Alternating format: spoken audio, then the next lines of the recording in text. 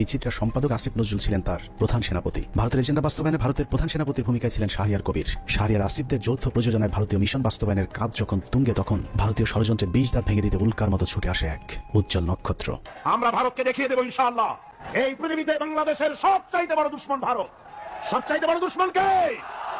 হ্যামিলিয়নের বাসিওয়ালার মতো মাওলানা দেলোয়ার হোসেন সাইদি যখন অ আ ক খ করে সারা দেশের মানুষকে ভারতীয় ষড়যন্ত্রের ব্যাপারে ঐক্যবদ্ধ করছিলেন, তখনই পদে আগুন জ্বলে যায় আসিফ নজরুল আর তার আধ্যাত্মিক গুরু শাহরিয়ার কবিরের।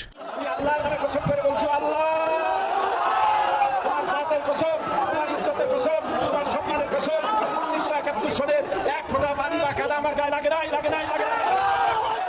ভারতের বিরুদ্ধে গর্জে ওঠা সাইদি 80 দশক থেকে এদেশের মানুষকে ভারতীয় ষড়যন্ত্রের বিষয়ে সচেতন করতে থাকেন। গল্প কেচ্ছা কাহিনীর পরিবর্তে কোরআনে বিদ্যমান রাজনৈতিক এবং অর্থনৈতিক তফসিরের মধ্য দিয়ে নতুন ধারার কোরআনের মাহফিলের যাত্রা শুরু করেন আল্লামা দেলোয়ার হোসেন সাইদি। বিড়ালের মতো 500 বছর বেঁচে থাকার কোনো লাভ নাই, সিংহের মতো 1 ঘন্টা বাঁচতে চাই।